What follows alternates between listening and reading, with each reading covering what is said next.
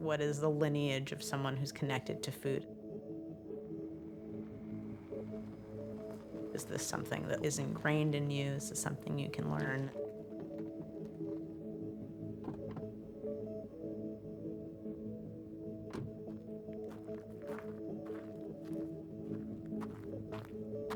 People walking through the door know each other or want to get to know each other, and it makes people feel at home, and it feels comfortable. It speaks to people who are trying to have a small town experience. And I think people miss feeling connected in that way, and I think more than ever, this is a time when people want to remember that they're human.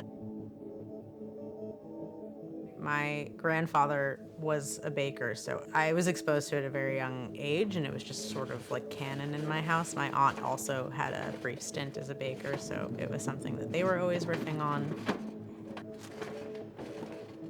I've always just been very curious about what it means to have a family history. I mean, there's so much that can be said about the years leading up to where I'm at, but I feel like you're also capturing what I'm doing, so it's assumed that there's some experiences behind that.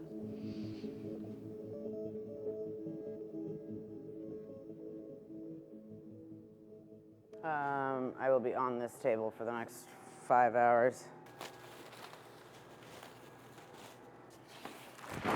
We're in an area where bakeries are hard to come by. I would get in the car and drive an hour to an hour and a half away just to have a pastry or just experience being in a bakery. It's an extremely time-consuming product to make. Temperature control is very important in the process of making croissants. First, you sheet it. You put a piton or a butter block in the middle. You fold the dough over that. You sheet it again. You do a double fold. Sheet it again. Do a single fold. Sheet it again to the exact thickness that you want in order to make your individual shapes. You roll it out and you cut it in the desired shape and shape it how you need. Proofing the pastry takes about 3 hours depending on what the temperature is like outside, a bunch of different environmental factors, and then you bake it.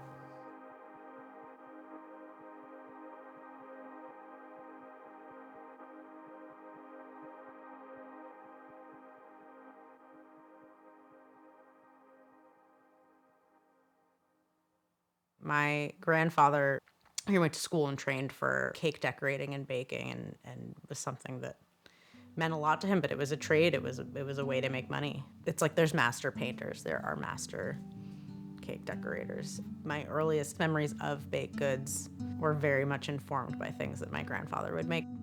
It was a formative experience to get to bake with him. And I think that that introduced me to the method and process. I mean, as early as 5, my mom loves to remind me that I started talking about opening my own restaurant.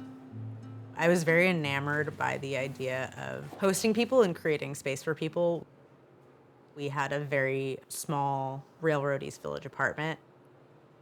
I would write little business plans with my mom to turn the lot behind our apartment into a restaurant because I thought her cooking was incredible, and it seemed insane to me to be withholding that if we could be serving her food to everyone. My aunt moved up to Dutchess County, so I grew up coming up for the summers and just became absolutely enamored with the landscape. I think I'd been telling my family that I wanted specifically to have a bakery in the Hudson Valley since I was 10. And then when I was in college, being in such a rich food community that we built at Bard, the things that my mom made growing up became canon, and that's what I would make for my friends to woo them.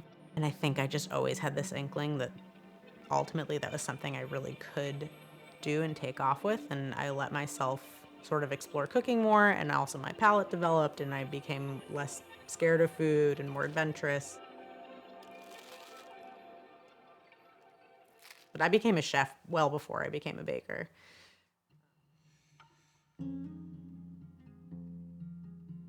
I had worked at a fly fishing lodge in Chile and Patagonia where we only had what was available to us.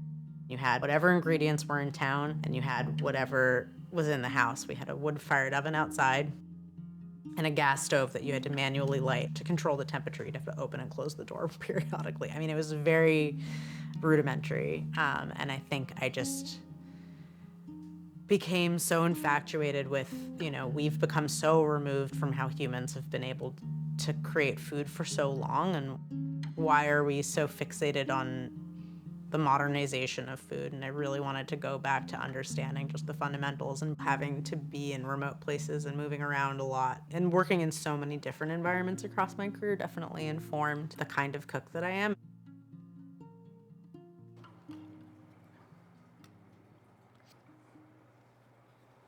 Mushroom Danish. In the process of making croissants, dough scrap accrues, and I press them down together, cut into squares. We indent the center so that when it bakes, the outer rim rises and whatever's in the middle kind of sinks to the bottom and makes a little cup. The mushrooms are sauteed heavily with butter, rosemary, and thyme. There is a bechamel sauce at the base of the Danish that bakes in. The sauteed mushrooms go on top, and then a very healthy shaving of Parmesan cheese.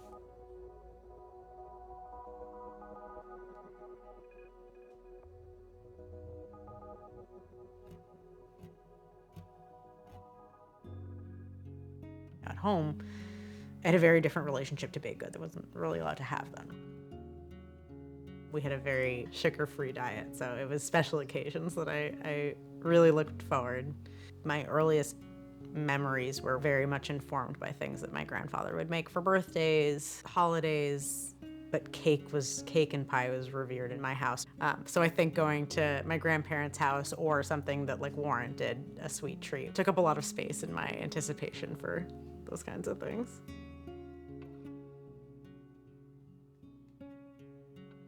The base of the custard bun is a brioche dough that is portioned and rolled. We make a little indentation and we fill them with a vanilla custard, and then we filled it with a house-made currant jam and a little bit of a buttery crumble around the edge.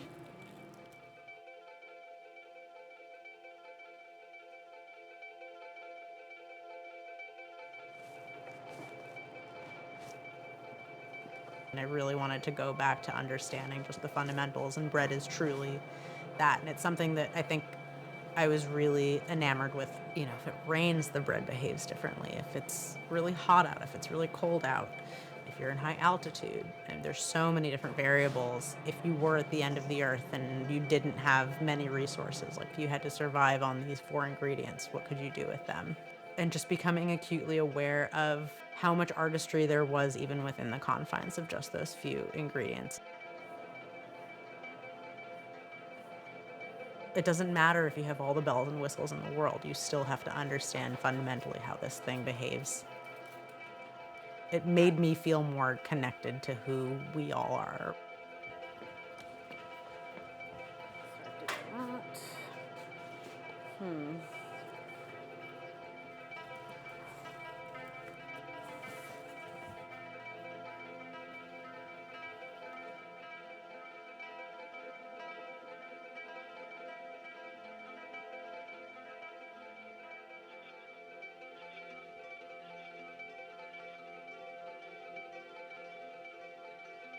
The second I put something in the oven, I will forget that it even exists, which is why I have an army of timers. Great.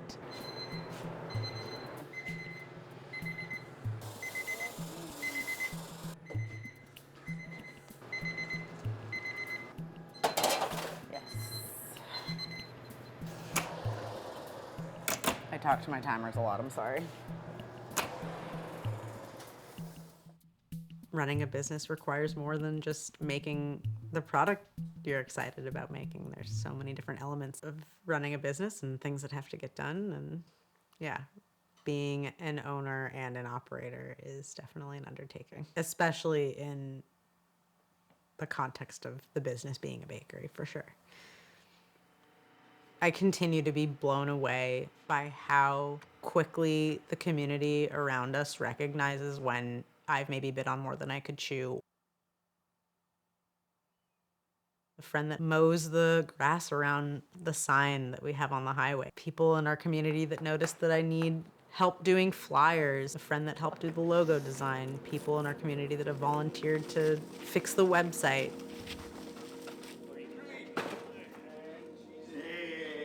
It literally takes a village to run this particular business, and that's been really powerful to me. Because it is a lot, and there are parts of this business that I just can't get to.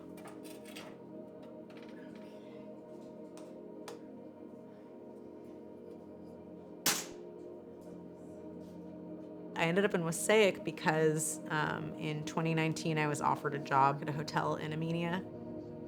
Wassaic is where I came to socialize and met a lot of wonderful people, and I just quickly was swept off my feet.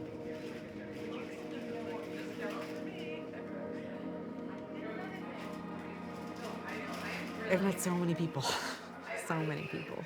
Yeah, lots of new friends. Yeah. It's been really cool.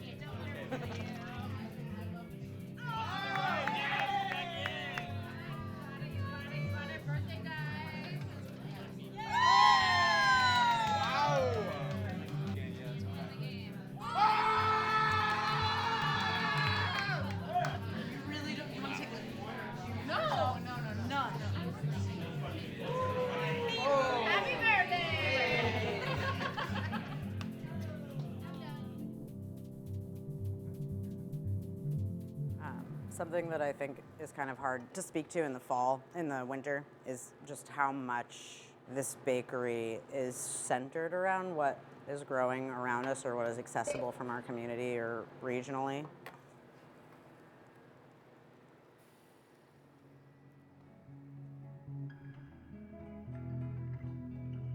What is tantamount to me is working off of the abundance of what our farmers have that they need to move, and sort of being a participant in our regional food system in a way that actually helps it and doesn't put a burden on it. You know, and that to me is the beauty of the project, really getting to work directly with our community in that way above all.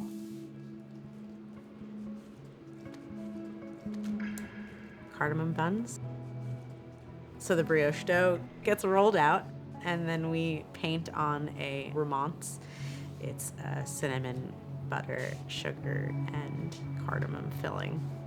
And then they get rolled up and cut and baked with a splash of some orange syrup.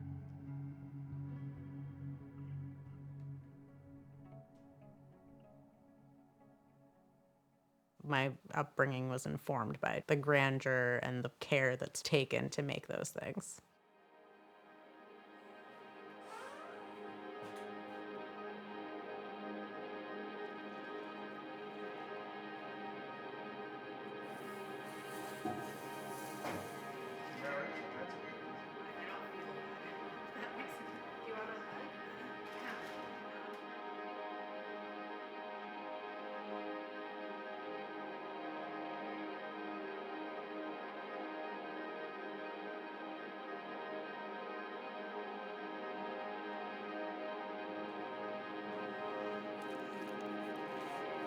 Going back to when I was 5, thinking about my backyard restaurant with my mom, it was just the idea of bringing people together, and I think that that comes through in the space, and I hope that people continue to feel excited about coming back and getting to experience our little corner of Wassaic.